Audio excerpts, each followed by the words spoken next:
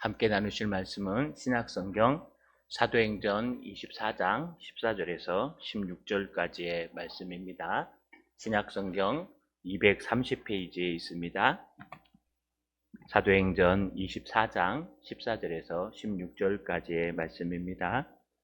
신약성경 230페이지에 있습니다. 우리 찾으셨으면 신약성경 230페이지 사도행전 24장 14절에서 16절까지 한 목소리로 천천히 같이 읽겠습니다. 그러나 이것을 당신께 고백하리이다. 나는 그들이 이단이라 하는 도를 따라 조상의 하나님을 섬기고 율법과 선지자들의 글에 기록된 것을 다 믿으며 그들이 기다리는 바 하나님께 향한 소망을 나도 가졌으니 곧 의인과 악인의 부활이 있으리라 함이나이다.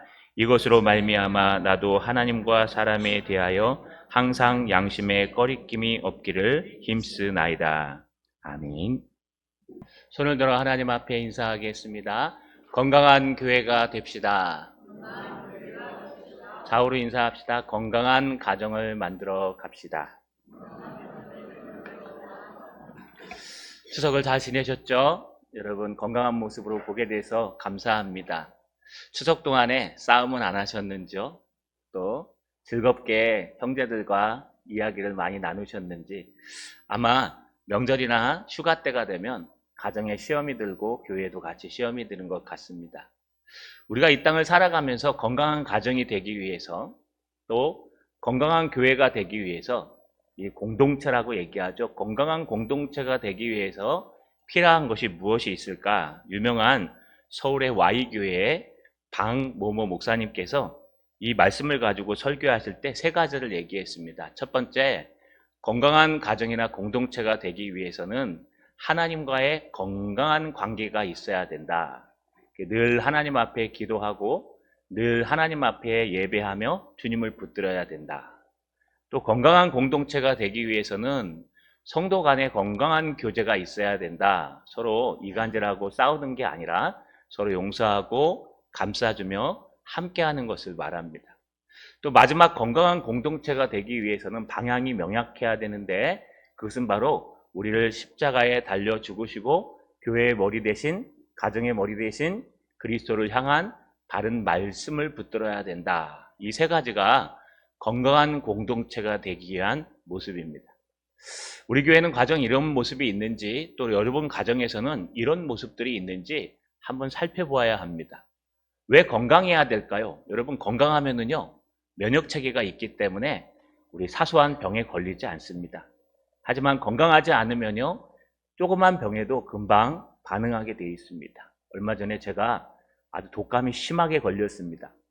저희 집사람은 저랑 함께 있고 저희 큰아들도 요즘 취준생이라 같이 있는데 저희 큰아들은 열심히 헬스를 다닙니다. 저랑 집사람은 열심히 함께 하고요. 근데 저희 집사람은 감기에 금방 따라 옮았는데 저희 큰아들은 감기가 오지 않습니다. 같이 밥을 먹고 물을 마시고 같이 썼는데도. 그러면서요 역시 젊음이 좋기도 하지만 아마 건강해서 그렇구나. 열심히 운동하고 준비하니까 건강하지 않은 사람보다는 훨씬 바이러스를 이겨내고 목이 좀 칼칼합니다. 그러더니 그냥 넘어가 버렸습니다. 여러분 똑같습니다. 우리 그리스도인도 건강해야 됩니다. 영적으로 건강하지 않으면 조그마한 바이러스 하나에 교회가 무너져 내립니다. 반면에 건강하면요 어떤 일이 생겨도 하나가 되어서 잘 이겨낼 수 있는 것입니다. 오늘 건강한 공동체 되시기를 주님의 이름으로 간절히 소망합니다. 사도 바울은 지금 법정 앞에 섰습니다. 억울하게 여러분 선동 정치인으로 몰려서 가이사라에 있는 벨릭스라는 총독 앞에 섰습니다. 벨릭스가 지금 재판관입니다. 여러분 재판관이 정직해야 되는데 탐관오리였습니다. 6년간 이스라엘을 다스리면서 많은 공급명령을 하고 그의 범죄상이 너무너무 많았습니다. 재판관이 앉아서 탐관오리 재판관이 앉아서 재판을 하는데 거기 고발자가 누구냐? 바로 유대에서 올라온 탐관오리들이었습니다. 여러분 아버지를 잘 만나서 대제사장이 된 아나니아와 그를 따르는 장로들의 무리와 또 심지어 돈을 주고 산 변호사 더둘로가 지금 고발하려고 탐관오리 벨릭스 앞에 서 있습니다. 그럼 피고인은 누구냐? 바로 사도 바울이었습니다. 여기 정상적인 사람은 사도 바울밖에 없었습니다. 그런데 애석하게도 세상에서는요, 사도 바울처럼 신실한 사람들이 오히려 더 힘든 것 같습니다.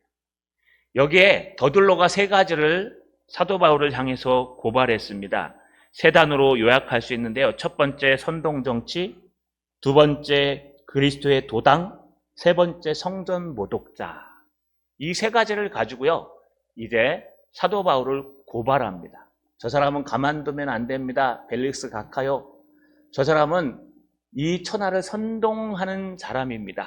그리스도인이라고 얘기하지만 저 사람이 가는 곳마다 시끄럽고 어지러워서 이 사람은 전염병 같은 사람이요, 천하에 흩어진 유대인들을 다 모아서 이 로마를 반대하며 소동을 일으키는 선동 정치하는 자들입니다. 라고 하면서 사도 바울을 오도합니다. 두 번째는요, 나사렛 도당이라고 얘기합니다. 나사렛에서 출발한 예수라는 사람이 만든 그런 도족의 무리들, 도당이란 단어를 써서 그런 무리들이기 때문에 저들을 가만 놔두면 틀림없이 공동체가 문제가 생기고 저들은 잘못된 걸 전하는 이단들입니다. 라고 얘기했습니다. 마지막 세 번째가 저들은 우리가 믿는 성전에 대해서 모독하고 잘못 믿는 인간들입니다. 라고 세 가지를 고발했습니다. 여기에 대해서 사도 바울이요, 지금 한 단어 한 단어를 지금 변론하고 있는 겁니다. 여러분, 이 변론이 뭐가 중요할까요? 뭐 몇 구절 안 되기 때문에 한 번에 끝내도 됩니다. 근데 이 사도 바울의 이 선동정치, 나사렛 도당, 신앙, 모독, 이 세 가지를 우리가 변론해야 될 이유가 있습니다. 이 모습이요, 현재 우리 신앙인의 모습, 교회의 모습입니다. 벨릭스처럼 탐관 오리와 같은 불신자들, 하나님이 있는지 없는지도 모르는 사람들이 지금 하나님의 교회를 욕하고 있습니다. 여러분 들어보셨는지 모르겠습니다. 기독교가 아니라 개독교라고 합니다. 예, 개같이 믿는다를 개독교라고 합니다. 목사라고 안 그러고요, 먹사라 그러고 독사라고 얘기합니다. 독살스럽다 그래서요. 기독교인들은 자기밖에 모르는 외골수들이고, 또 기독교인들은 자기네끼리 모여가지고 정치에나 참여할 줄 아는 그런 사람들이라고 여러분 욕하는 게 현실입니다. 그렇기 때문에 불신자 같은 벨릭스, 또 우리에게 있는 이단이 있습니다. 우리 옆에도 있고, 또 많은 이단들이 등장해서요, 저 그리스도인들은 바벨론 교회야, 저건 제대로 된 교회가 아니야, 말씀도 잘못 가르치고 목사가 돈만 밝히고 다른 건 안 하고 막 그런다고 퍼뜨리고 다니는 그런 이단들도 있습니다. 그들이 지금 세상에서 우리 바울인 그리스도를 향해, 기독교를 향해 욕을 하고 있는 겁니다. 그들이 욕하는 건 이 세 가지와 똑같습니다. 오늘날에도 선동 정치꾼들이다, 저들은 자기네들끼리 모여서 지내 좋은 일만 하고 툭 하면은 불만만 얘기하는 나사렛 도당들이다, 심지어 저들의 신앙은 잘못됐다라고 하는 그런 벨릭스 앞에서 더둘로가 한 것은 오늘날 우리 교회들에게 하는 그런 메시지와 똑같습니다.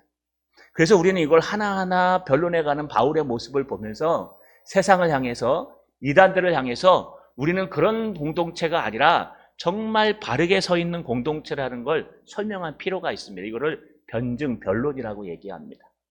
여러분이 변론을 하다 보면은요, 하나님의 신앙이 자랍니다. 사도신경이 어디서 나온 줄 아십니까? 여러분, 바로 이 변론에서 나왔습니다.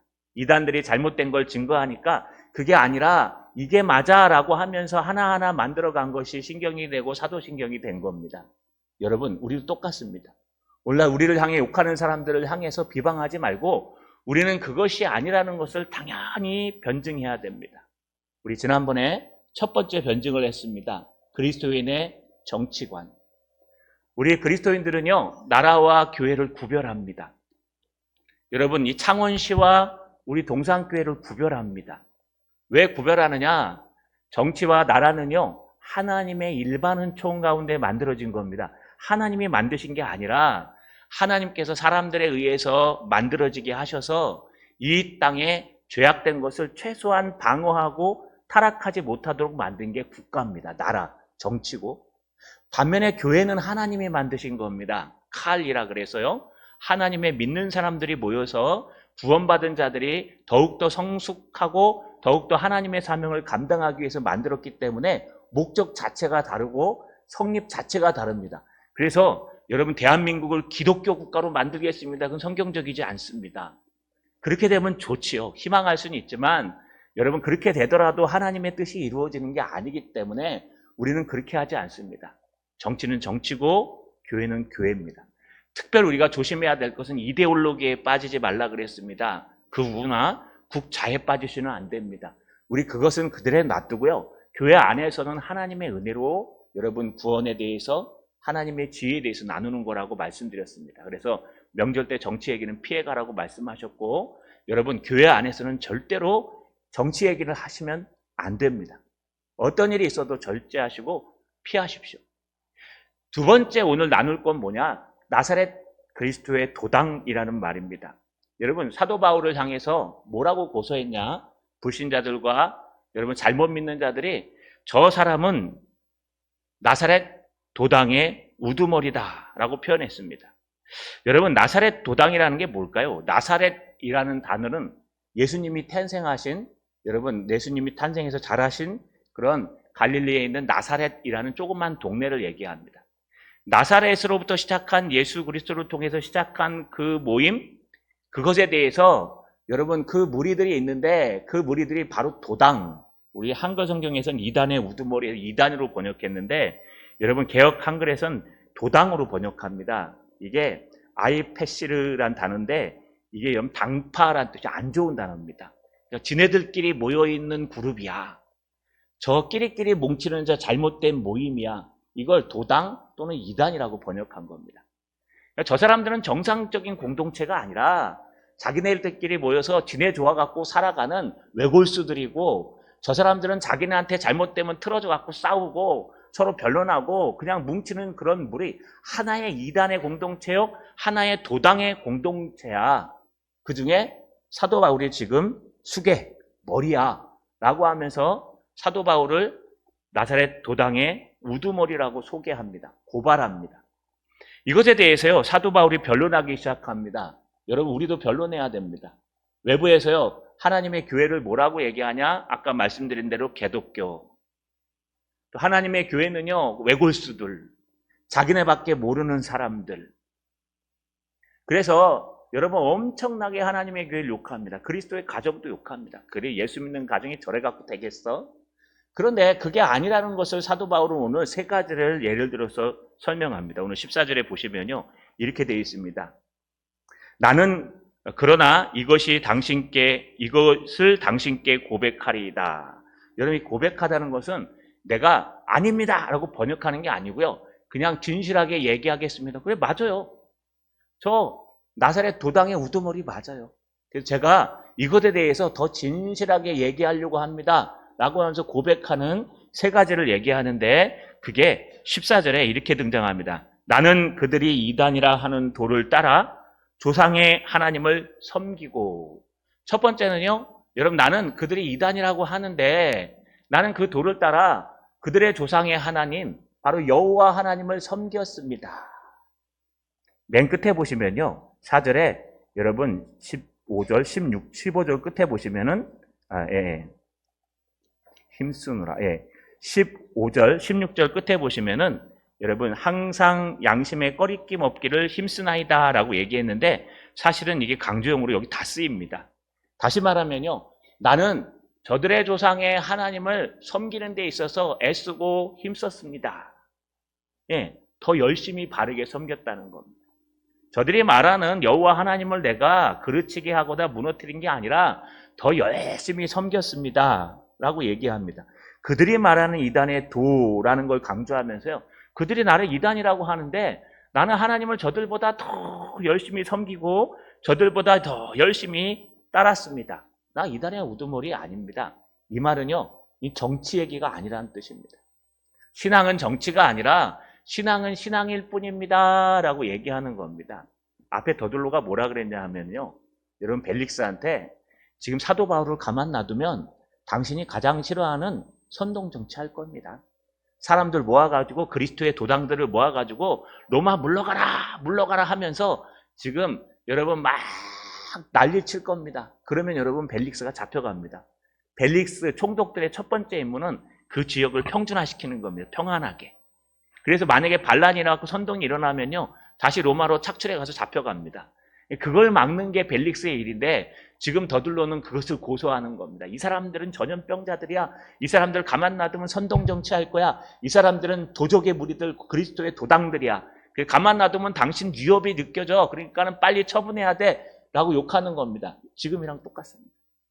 그럴 때 사도 바울은 뭐라 그럽니까? 그들이 나를 이단에 도라고 얘기하는데 나는 그들이 믿는 하나님, 여호와 하나님을 더 잘 섬기는 사람 중에 하나입니다. 라고 설명합니다. 두 번째 설명하는 것은 14절 중반절에 율법과 선지자들의 글에 기록된 것을 다 믿으며 더 열심히 믿고 있다는 겁니다. 뭐를요? 율법과 선지자들의 글. 이거 옛날에 구약 성경을 율법과 선지자들이라고 표현했습니다. 이 당시에는 지금 신약 성경이 완성되어 있지 않기 때문에 하나님의 말씀, 구약의 말씀을 율법과 선지자들이라고 표현했습니다. 여러분 이거 앞에서 싸울 때 얘기했죠? 사두개인과 바리새인들이 서로 싸우는데 어떤 사두개 쪽에는요, 율법서, 모세 오경만 믿습니다. 그래서 천사도 없고 부활도 없고라고 얘기하고, 반면에 평신도 출신인 바리새인들은 율법과 선지자의 글 다 믿습니다. 그래가지고요, 두 개 다 믿습니다 라고 얘기하는 바람에 서로 부활이 있냐 없냐 싸우게 됐습니다. 근데 그게 중요한 게 아니라 사도 바울은 저 이단들보다 내가 더 하나님의 말씀에 깊이 심취해 있고 더 하나님의 말씀을 열심히 믿고 내가 더 하나님의 진리를 자세히 알고 있습니다. 나는 이단이 아니라는 거예요. 여러분 왜 이단이 이단인 줄 아십니까? 예, 처음은 똑같은데 끝이 다르다는 거예요. 사입이랑 이단은 다른데 신천당들은 사입입니다. 우리가 늘 얘기하지만 이단도 아닙니다. 이단은요 정말 구원파나 뭐 박옥수 이단이나 안산홍 이런 사람들이 이단이에요. 거의 교리가 똑같아요. 근데 끝에만 달라요. 성화 교리가 없고 여러분 그냥 똑같이 주님 재림하실 때 구원을 얻는데 성화하는 게 아니라 그냥 예수 믿고 구원받으면 내가 어떻게 살아도 구원받을 수 있어. 그게 구원파의 교리입니다. 그것만 다르기 때문에 그런 것들이 이단이죠. 처음부터 말씀이 틀리는 건 이단이 아닙니다. 그런데도 불구하고 사도 바울은 뭐라 그러느냐? 우리가 더 하나님의 말씀을 깊이 알고 우리가 더 하나님의 말씀을 다 오목조목 믿고 하나님의 진리를 압니다. 이단보다 더 무서운 게 뭐냐 하면요, 말씀을 모르는 겁니다. 이단보다 더 무서운 건 말씀을 모르는데 고집이 센 겁니다. 말씀을 모르는데요, 예수 믿고 구원 받는다니까 당신은 못 받을 것 같아. 아니야, 나는 몇 월 며칠 날 예수 믿었기 때문에 구원 받아. 당신의 삶을 보니까 영 예수 믿는 사람 같지 않아. 아니라니까, 나는 예수 믿고 구원 받아서 오늘 죽어도 천국 가. 이게 더 무서운 거예요. 여러분 못 가면 어떡할래요? 만약에 나는 간다고 확신했는데 주님이 안 부르시면 어떡하시겠습니까? 내가 믿는지 안 믿는지 어떻게 알아요? 이 구원파예요. 여러분 정말 우리는요 하나님의 말씀을 오목조목 더 바르게 알아야 됩니다. 최소한 이단들보다는 많이 알아야 되지 않겠습니까? 이단들보다도 몰라가지고요 이단이 와서 증거하면 무조건 이단이라고 가라 그러지 마시고, 물론 가라 그래야 돼요. 그러지 마시고 그것이 왜 틀렸는지 싸우다가 보낼 수 있는 능력은 되셔야 돼요. 보통 목사나 뭐 중직자 정도 되면은요 말씀 한 수백 구절 외워가지고요 저들과 한번 붙어볼 만한 지식은 갖고 계셔야 돼요. 아니 그냥 와서 목사랑 붙었는데도 번번이 목사가 깨지면 얼마나 자존심 상하는 줄 아십니까? 제가 예전에 여호와 증인이랑 한번 붙어봤습니다. 뭐 천국 복음이 있고 뭐 어쩌고 저쩌고 하는데 제가 그때는 아직 전도사가 아니었어가지고 말씀에 지식만 있었지 뭐 이렇게 자세함은 몰랐어요. 그냥 막 똥꼬집을 피우고 할머니랑 붙었는데요, 막 역에서요. 1시간 동안 기차 안 탔어요. 서울역에서. 할머니랑 막 붙은 거야. 뭐 천국에 뭐 임시정부가 있고 이 땅에 하나님 나라가 이루어져. 하나님 나라가 여기 왜 이루어지냐고. 죽으면 천국 가는 거죠. 싸우고. 근데요, 나중에 신학을 하고 했더니 그 할머니 말이 맞아요. 할머니가 다 맞는 게 아니라 일부분이 맞는 거예요. 나는 그것도 모르고 무조건 당신은 이단이야 찍어놓고 말씀이 맞나 틀리나 생각지도 않고 틀렸다니까. 그러고 나서 나중에 신학을 하면서 아이고 그 할머니가 일부분 맞았구나 얼마나 창피하든지 하나님 앞에 회개했다니까. 여러분 최소한 예수 믿으면 내가 뭘 믿고 있는지는 아셔야 돼요. 내가 하나님의 말씀을 믿으면 최소한 성경은 한 3독은 하셔야 돼요. 아직 성경 못 읽으신 줄 많죠. 성경에 뭐가 기록되어 있는지도 모르고 그냥 나는 예수만 믿고 예배드리고 나는 하나님 믿고 오늘 죽어도 천국 간다, 고집 피운다고 갈 수 있는 게 아니고요. 하나님이 부르셔야 가는 거예요. 그래서 구원의 확신은 구원과 다른 겁니다. 여러분이 오늘 죽어도 천국 간다고 확신한다고 천국 가는 거 아닙니다. 여러분 천국 가는 확신 없어도 천국 갈 수 있고 확신이 있어도 못 갈 수 있어요. 구원의 확신은 이 땅을 살아가는 데 도움이 되는 거지 천국 가고 안 가고에 도움되지 않습니다. 여러분 이렇게 우리가 알지 못하는 것을 마치 내가 바르게 믿는 것처럼 착각할 수 있는 게 바로 오늘 사도 바울이 얘기한 거예요. 저 사람들은 모세 오경도 믿고 선지자들의 글도 믿는다 하는데 나는 더 열심히 힘써 믿고 있습니다. 그것이 세 번째에 나타납니다. 여러분 세 번째 고백이 뭐냐? 15절에 그들이 기다리는 바 하나님께 향한 소망을 나도 가졌으니 곧 의인과 악인의 부활이 있으리라 함이니이다. 성경을 열심히 읽다 보니까 구약의 말씀을 열심히 연구하다 보니까 틀림없이 메시아 예수가 오시는데 그분이 오시면 그분으로 통하여 우리가 구원을 얻으며 우리가 마지막 때는 믿지 않는 사람들은 심판의 부활로 믿는 사람들은 생명의 부활로 우리가 부활한다는 것을 나는 믿습니다. 부활을 믿습니다. 지금 온 사람들이 누군지 아십니까? 지금 사도 바울을 고발하러 온 사람들은 대부분 사두개 장로들이랑 여러분 믿지 않는 아나니아 대제사장입니다. 여러분 사두개인들은 율법서만 믿고 선지서를 안 믿기 때문에 부활을 부인합니다. 어떻게 우리가 부활해 죽으면 그만이지.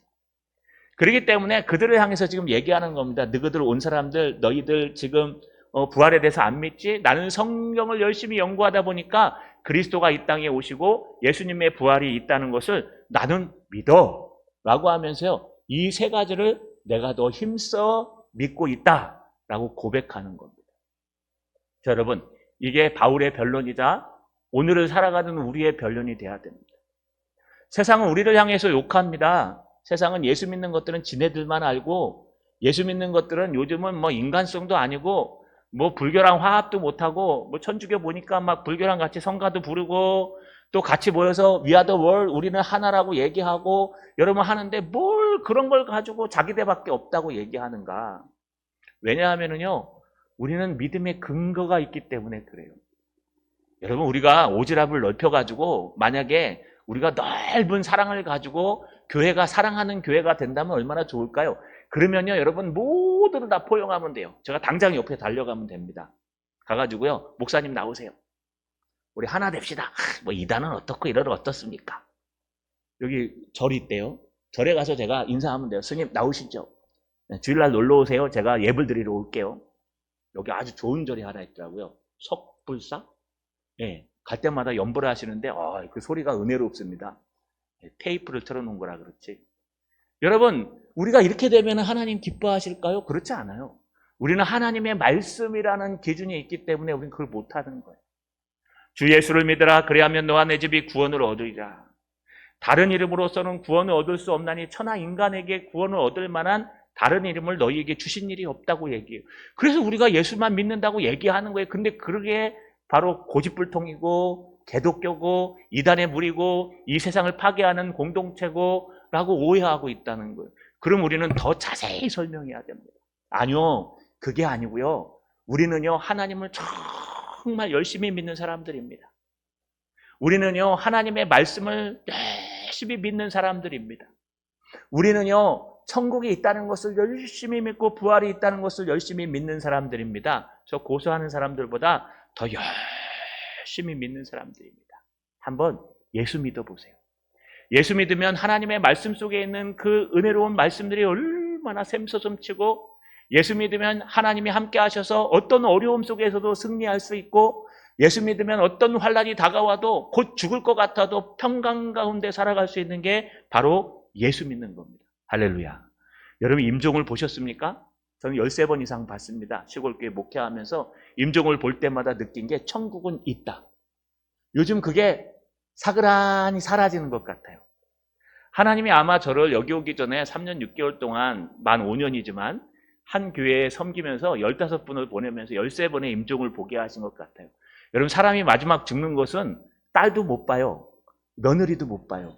그 옛날에 그러지 않습니까? 며느리가 시어머니 돌아가시는데 마지막 임종을 지키려고 열심히 있는데 딸내미는 안 오더래요. 그래, 아이고, 지 어머니인데도 안 오네. 그리고 열심히 어머니 돌아가실 시간을 기다려갖고 막 기도하고 막 있는데 화장실에 가고 싶더래요. 마침 그때 딸이 도착했어요, 서울에서. 잠깐 화장실 갔다 올 테니까 아가씨 좀 봐주세요 하고 딱 화장실 갔다 왔는데 돌아가셨어요. 딸은 그 시간에 와갖고 임종을 보고 자기는 며칠 동안 기다렸는데 임종을 못 봤대요. 그래서 막 통곡을 하며 울었대요. 뭐라고 그러는지 아십니까? 한번 보여주고 가시지. 그거 그냥 못 기다려갖고 잠시 화장실 5분도 안 걸리는 화장실 갔다 왔더니 딸은 그냥 저 서울에서 내려올 때까지 참고 기다리다가 딸 오니까 바로 돌아가시네. 그러면서 막 한탄했다지 않습니까? 지금 13번이나 좀 봤습니다. 그런데 그때 보면서 느낀 게 천국은 분명히 있다. 인간은 틀림없이 죽는다. 그리고 죽음 후에는 분명히 천국이 있다. 어떤 분들은 찬양을 불러달라 그러고요. 하나님이 오신다 그러고 가시는 분도 있어요. 여러분, 우리는 더 말씀을, 더 하나님을 잘 섬겨야 됩니다. 이 땅이 끝이 아니기 때문에 우리는 열심히 살아야 됩니다. 천국이 있다는 걸 믿는 저 여러분 되시길 주님의 이름으로 간절히 소망합니다.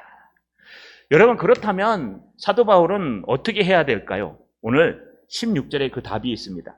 이것으로 말미암아 나도 하나님과 사람에 대하여 항상 열심에 꺼리낌이 없기를 힘쓰나이다. 자, 내가 하나님 말씀을 더 열심히 믿었습니다. 저들이 지금 나를 갖다가 그리스도의 도당이라고 욕하는데 아닙니다. 저들이 믿는 하나님 나는 더 애쓰고 힘써서 믿었습니다. 저들이 전하는 하나님의 말씀, 나는 그 말씀에 저들보다 더 플러스해서 선지자의 글까지도 나는 열심히 연구하고 공부했습니다. 저들이 없다고 하는 메시아의 부활 그거 있다고 믿고 저는 천국이 있다고 믿으며 천국과 천사가 있다고 믿으며 열심히 살았습니다. 그래서 이것들로 말미암아 이것들로 통해서 나도 하나님과 사람에 대하여 조금 더 꺼리낌이 없이, 여러분 꺼리낌이 없다면 불순물이 없다는 거예요. 최선을 다했다는 거예요. 최선을 다해서 열심히 살아왔습니다. 이게 교회의 모습입니다. 다른 말로 얘기하면 사도 바울이 속해 있는 이 그리스도의 도당이라고 하는 이 공동체도 열심히 하나님의 말씀을 붙들고 예수 그리스도를 붙들고 하나님 앞에 예배하면서 최선을 다해서 하나님을 섬기며 사람과 하나님 앞에 꺼리낌이 없이 신앙생활하는 공동체입니다. 오해하지 마십시오 라고 설명합니다. 여러분, 이게 오늘날 우리 공동체입니다. 여러분, 교회가 이런 모습이 돼야 됩니다. 교회는 뭘까요? 제가 이 말씀을 연구하면서 교회에 대해서 한번 찾아봤습니다. 그리스도의 공동체, 세상에서 개독교라고 부르는 우리 공동체, 세상에서 지네밖에 모르는 외골수라고 부르는 우리 공동체, 조금만 남은 여러분 손들고 정치하는 공동체, 이렇게 오해하는 그들을 향해서 과연 우리는 뭐라고 외쳐야 될까요? 여러분, 세상에서 오해하는 부분이 있어요. 교회는 가르칠 교 써갖고 성경을 가르치는 곳이다. 강의하는 곳이다. 목사는 강의를 하고 성도들은 그 강의를 받아 적는 거다. 이거 오해입니다. 성도는, 여러분, 교회는 예배당이 아니라 극장이다. 그래서 예배를 드리러 오는 게 아니라 예배를 보러 온다. 제가 절대로 예배 보러 간다 이런 말 쓰지 말라 그랬죠. 예배를 보러 오는 게 아니라 예배를 드리러 오는 겁니다. 세 번째는요, 여러분, 훈련하는 회사와 같다. 그래서 교회 오면 맨날 훈련만 시키는 그런 곳이다. 아닙니다. 교회는 친교단체다. 우리 성도들 만나러 가는 거다. 일부분은 맞지만 그렇지 않습니다. 여러분, 교회는 그리스도의 몸입니다. 교회는 그리스도의 몸으로 예수 그리스도, 그분이 우리 교회의 머리입니다. 교회의 머리는 목사도 장로도 아닙니다. 교회의 머리는 성도들도 아닙니다. 여러분, 교회 헌법 제1조에 마산 동산교회는 민주주의 국가의 공동체로서 모든 권력은 성도로부터 나온다. 이렇게 안 써 있어요. 그 민주주의고요. 우리 교회는요, 모든 것은 그리스도로부터 나옵니다. 우리 교회의 머리는 예수 그리스도예요. 그리고 우리는 그분의 각각 몸입니다. 각각 지체입니다. 또 여러분, 하나님의 백성들의 모임이에요. 여러분, 예수 믿는다고 시인한 사람들이 모여서 이곳에 모여서 함께 하나님을 섬기고 말씀을 믿으며 또 말씀 앞에 여러분 부활을 믿고 기다리는 참된 공동체를 교회라고 합니다. 이런 것들이 교회의 몰입인데요. 여러분, 우리가 중요하게 생각할 게 있습니다. 교회인지 아닌지가 중요합니다. 이 두 가지로 오늘 꼭 기억하고 가십시오. 교회의 표지와 교회의 속성이 다릅니다. 여러분 이렇게 생각하면 돼요. 사람이 사람 되려면 어떻게 돼야 될까요? 그냥 엄마 아빠가 사람이면 돼요. 그렇죠? 엄마랑 다른 거랑 결혼해갖고 사람이 나올 리는 없어요. 사람은요, 엄마와 아빠가 사람이면 저야 사람인 거예요. 그런데 얘가 태어나갖고 인격적이지가 않아요. 막 성품도 엉망이고 막 짐승 같아요. 그럼 뭐라 그래? 너 참 인간답지 못하다. 그렇다고 걔가 사람이 아닙니까? 사람이에요. 그냥 단지 인간답지 못한 성품을 가진 것 뿐이에요. 그래서 우리가 연쇄살인범들을 이 짐승의 얼굴을 하고 다니는 인간아, 짐승반도 못한 인간아 그러죠. 여러분 짐승 아니에요. 그냥 인간이에요. 마찬가지로 교회냐 아니냐를 나눌 수 있는 표지가 있는데 그 표지는요, 세 가지라고 얘기합니다. 말씀의 참된 전파. 여러분이 모인 공동체 안에 하나님의 말씀이 바르게 전파되고 있으면 교회입니다. 두 번째, 성례의 정당한 교행. 우리 좀 있으면 성찬식 할 겁니다. 세례식과. 바로 이 성찬이 1년에 2번 이상 제대로만 거행되면 교회입니다. 세 번째, 권징의 신실한 시행. 여러분 잘못했으면 그것에 대해서 말씀에 입각해서 사랑으로 야단치는 권징이 있어야 됩니다. 이 세 가지가 있으면 교회입니다. 여러분 이거 싫으나 좋으나 무조건 교회예요. 이 세 가지가 있는 곳은 하나님의 교회라고 우리는 이야기합니다. 사랑이 좀 부족해도, 좀 인격이 말살되고, 좀 조직이 이상해도 그것은 하나님의 교회입니다. 그리스도의 몸된 교회입니다. 단 그러면 이 교회가 어떻게 하면은 하나님이 원하시는 그런 공동체로 달아갈까? 이걸 속성, 성품이라고 얘기해요. 인간다운 사람이 있고 인간 같지 않은 사람이 있지 않습니까? 그 사람의 성품에 따라서 다릅니다. 교회도 똑같아요. 여러분, 통일성, 이게 그리스도의 성품입니다. 다시 말하면요, 머리 대신 그리스도 안에서 모든 교회는 하나입니다. 우리 교회나 성산교회나 영광교회나 우리가 경쟁할 곳이 아니라 모두 다 하나입니다. 그래서 하나된 교회를 통일성, 또 우리 그리스도 안에서 우리도 하나입니다. 두 번째는요, 거룩성입니다. 교회는 거룩해야 됩니다. 교회는 세상과 달라야 합니다. 교회는 늘 하나님의 말씀을 붙들고 예배하며 기도하며 거룩해져 가야 됩니다. 이게 거룩성. 여러분, 통일성, 거룩성, 세 번째는 보편성이에요. 이 보편이라는 단어가 카톨릭이라는 단어예요. 여러분, 카톨릭이라는 단어가 원래 보편적 교회라는 뜻입니다. 다시 말해서 보편적으로 믿는 교회, 예수를 믿는 것과 사도신경을 믿는 보편적인 교회를 우리가 카톨릭이라고 얘기해요. 우리가 믿는 것이 보편적인 것이다 라는 뜻입니다. 또 여러분, 네 번째는 사도성입니다. 교회는 이 주변의 모든 죽어가는 영혼들을 향해서 기도하며 선교하며 전도할 의무가 있습니다. 또 여기 사랑도 들어갑니다. 여러분, 교회는 사랑이 많아야 됩니다. 그런데 사랑이 없다고 교회가 아니진 않아요. 최근에 어떤 분들이요, 뭐 그런 말을 하더라고요. 교회가 사랑도 없어가지고 이게 무슨 교회냐. 교회 맞아요. 사랑이 부족할 뿐이에요. 한번 생각해 보세요. 여러분, 예수님 믿는 교회 안에 거룩한 사람들만 모입니까? 제가 볼 때는요, 거룩하지 않은 분들이 더 많이 모여요. 왜냐면 우리 다 죄인이잖아요. 저도 제가 볼 때 목사 할 만한 그릇은 안 돼요. 여러분 어떻습니까? 여러분도 집사나 안수 집사나 장로님 할 만한 그릇들이 되십니까? 아, 나 이 정도면 잘하고 있어. 그럼 큰일 납니다.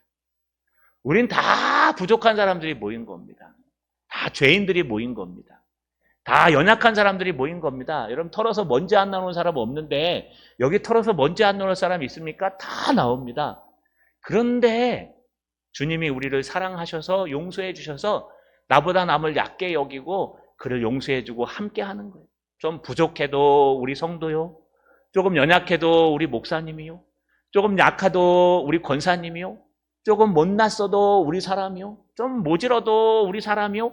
그래서 여러분, 그냥 하나로 뭉치고 사랑 안에서 함께 하는 것이지 그게 교회냐 아니냐를 나누는 기준은 안 돼요. 이단들은요, 이걸 공격합니다. 이단들은요, 야, 교회 문턱이 참 높습니다. 막 그러고요. 이단들은요, 뭐라 그러냐면 교회가 뭐 사랑이 없니 있니 막 그러고 비교하고요. 심지어 이단들은요, 될 수만 있으면 여러분, 난 당신밖에 없어, 교회는 문제하고 욕한다는 거예요. 그건 100% 이단입니다. 왜 그럴까요? 하나님의 공동체가 하나 되지 않게 하기 위해서 그래요. 여러분, 교회의 표지와 교회의 속성을 오해하시면 안 돼요. 천주교가 오늘날 왜 힘드냐 하면 이걸 오해했어요. 천주교는 교회의 표지가 없습니다. 천주교에서는요, 교회는 어떤 교회냐, 이 속성을 가지고 교회라 그래요. 교회는 하나 돼야 된다. 하나 되지 않으면 교회 아니다. 교회는 사랑이 많아야 된다. 사랑이 없으면 교회가 아니다.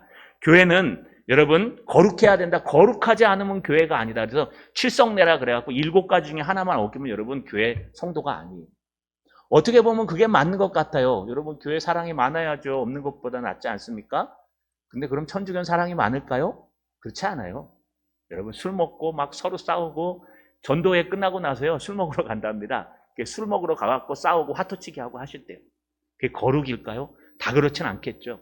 중요한 것은 교회의 표지와 교회의 속성을 헷갈리면 안 돼요. 그럼 여러분 이런 교회가 해야 될 일이 뭘까요? 여러분 우리 교회가 해야 될 일들은 아주 간단합니다. 하나님의 말씀을 선포하는 거예요. 아까 사도 바울이 말한 것처럼 모든 것은 말씀에 있습니다.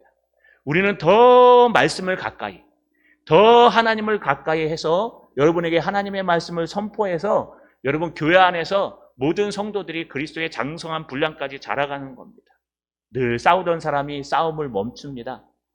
늘 잘났다고 얘기하던 사람이 자기의 부족함을 깨닫고 여러분 모든 걸 내려놓습니다.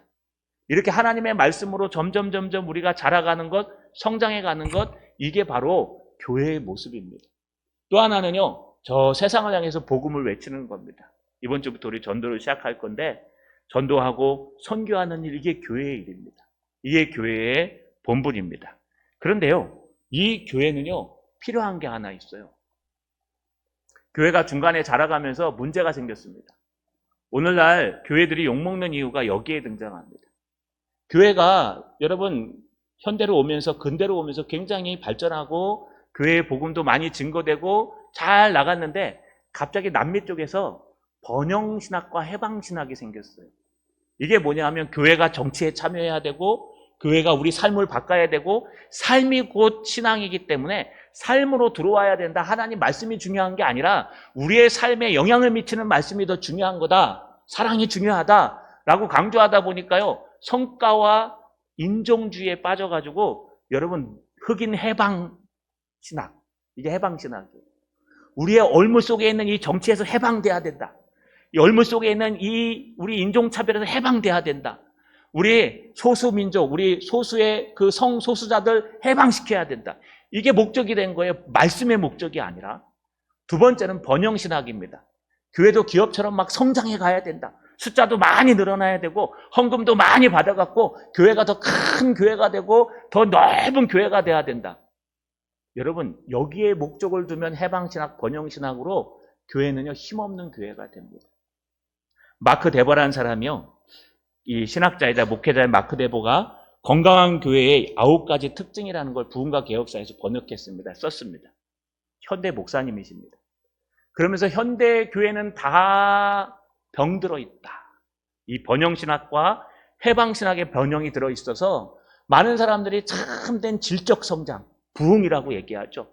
하나님의 말씀으로 나를 무장하고 하나님의 말씀으로 은혜를 붙들고 이 땅을 승리해가는 그런 신실한 말씀의 신학은 다 잊어버리고 다 어떻게 하면 우리 교회가 잘 될까?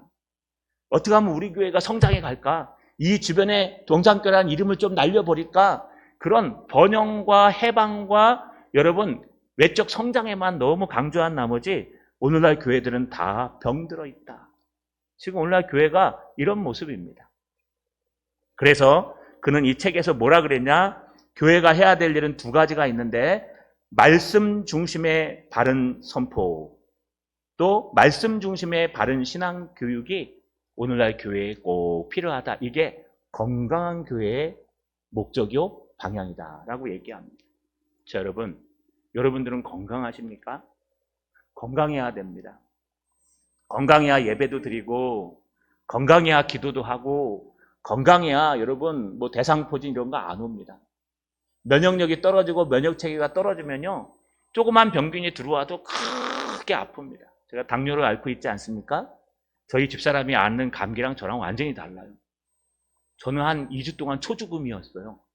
거의 막 독감인데도 불구하고 거의 막 열이 나고 지금도 이거 아픕니다. 이게 아파가지고 막 말을 갖다가 막 빼게 못합니다. 여러분 좋으시죠? 제가 막 세게 안 하니까. 저는 막 아파갖고 하는 겁니다. 예, 조그만 바이러스 하나인데도 저에게는 엄청 크게 다가와요. 당뇨라. 근데 저희 집사람은요, 똑같은 감기가 걸렸는데 지금 마스크 쓰고 있는데 얼마 안 됐을 때 아프지도 않아요, 별로. 그냥 뭐, 뚝 들어와서 뭐, 그런가 보다 하고 넘어가요. 저희 아들은요, 아빠 목이 아프네. 나 감기 옮았다. 그날 끝. 안 아파요. 쌩쌩거리고 농구하러 다니고요. 쌩쌩거리고 막 축구 보고요. 쌩쌩거리고 막 운동하러 다녀요. 왜 그럴까요? 건강하기 때문에 그렇습니다. 우리 공동체도 똑같습니다. 여러분, 세상과 이단들은 교회를 공격할 겁니다. 여러분이 시커나 좁거나 분명히 공격당합니다. 개독교라고 하고 먹사라 하고 잡사라 하고 막 욕할 거예요. 그럴 때마다 상처받지 마십시오. 여러분, 우리는 더 건강한 모습으로 자라가야 됩니다. 말씀 중심, 하나님 중심, 예배 중심. 그러다 보면요, 하나님께서 언젠가 문을 여시고 바꾸셔서 우리 인생을 바꿔놓으시고 하나님의 교회를 사용할 것입니다. 건강한 교회 되시는, 건강한 가정 되시고 건강한 신앙인 되시기를 주님의 이름으로 축원합니다. 전능하신 아버지 하나님, 고맙고 감사합니다. 오늘날 세상은 벨릭스처럼 우리를 욕하고 더둘러처럼 우리를 공격할 겁니다. 개독교라고 또는 자기네들밖에 모르는 외골수라고 사랑이 없는 공동체라고 욕할 것입니다. 그럴 때마다 말씀으로 돌아오게 하여 주옵소서. 그럴 때마다 더욱더 하나님 앞에 예배하게 도와주옵소서. 기도의 자리에 있게 하여 주옵소서. 그래서 우리 교회가 이런 어려움들을 잘 깨우쳐 이겨서 그리스도의 건강한 공동체로 자라갈 수 있도록 도와주시고 역사하여 주시옵소서. 예수님의 이름으로 기도하옵나이다.